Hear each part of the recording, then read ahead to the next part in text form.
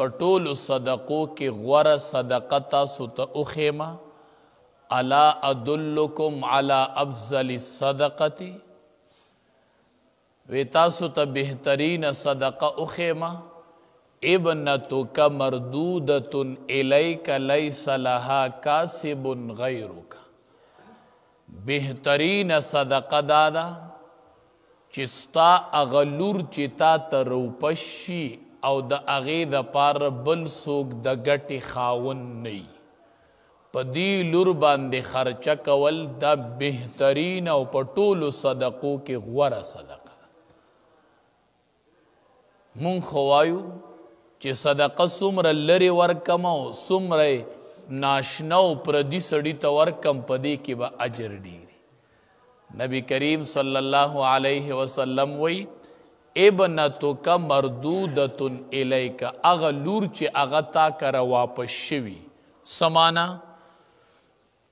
تا یو لور په واده دې کړله نکاح دې ورله وکړله واده دې کړله بیا یا خاون مړ شو یا ورله خاون طلاق ورکو یا څه د بل علت د وجې نه د بل سبب د وجې نه هغه بیا ستا کره کور ته راغلل او بیا پته یې نفقه لازم شوله یا یې خاون مړ شو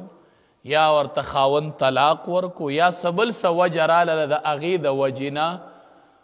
واده شوي لور تا ته واپس شوله بیا نو په دغې لور باندې مال لګول دا په ټولو صدقو کې بهترینه صدقه ده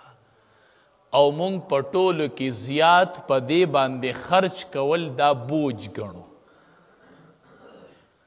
او دا واقعي خبره ده چې الواد لور چې کله واده شوي نه دا د سړي دپاره د خوشحالۍ ذریعې خو چې کله واده شي او دوباره بیا کور ته راشي نو واقعي خبره ده چې دا د مور او پلار دپاره د پریشانۍ خبرې وي مور او پلار په دې بیا پریشانه وي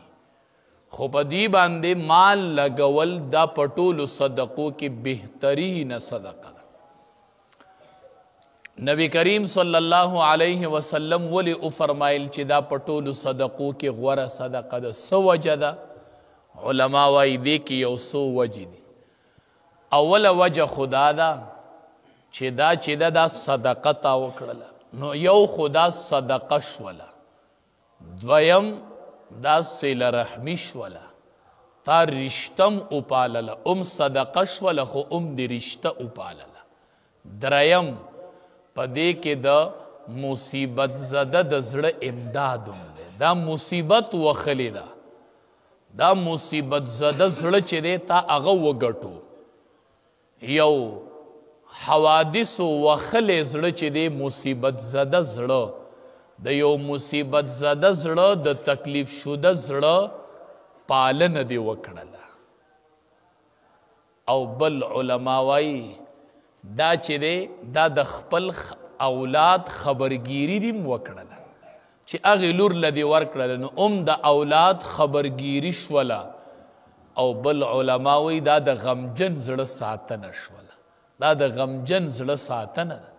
د هغې زړه غمجن دی زړه درمن دی نو دا د غمجن زړه ساتنه ده حدیث مبارک کې راځي چې کم کس د غم زده د مصیبت شده سره امدادو کې غم وخلی دی زفلی دی حدیث مبارک کې راځي رب العالمین دله 80 درجې مغفرت ولیکي چې د مصیبت زده زړه امداد وکړي د غم زده زړه امداد وکړي مصیبت وخلی دی زړه خپه دی او ته ورسره په دې موقع باندې امداد وکړي نو داسې لور باندې مال لګول حدیث مبارک کې راځي دا په ټولو صدقو کې غوره صدقه چې ده هغه دا صدقه ده دې وجې نه نبي کریم صلی الله علیه وسلم روایاتو کې راځي ام سلمه رضی الله تعالی عنها ام المؤمنین دا نبی کریم صلی الله علیه وسلم ته وایي د دې هغه مخکنی خاون خو مړ شوی بیا یې وروستو د امام الانبیا سره واده وکړو د نبی کریم صلی الله علیه وسلم سره وروستو واده وکړو نبی کریم صلی الله علیه وسلم ته فرمایي ام سلمه رضی الله تعالی عنها وی د الله حبیبه زما چې کم د مخکنی خاون نه کم اولاد چې زه په هغوی باندې خرچ کومه نو ما ته به اجر میلاویږي؟ نبی کریم صلی الله علیه وسلم ورته فرمای او تاله به الله ثواب درکوي چې ستا د مخکنی خاون نه کم اولاد او ته په هغوی باندې خرچ کوي. په اولاد چې خرچ کوي او هغه حاجتمني، حدیث مبارک کې راځي دا تعالی الله د صدقې اجر درکړي. مونږ دا نیت نه دی کړی چې زه په الواد مال لګوم په دې ماله الله اجر راکړي. اجر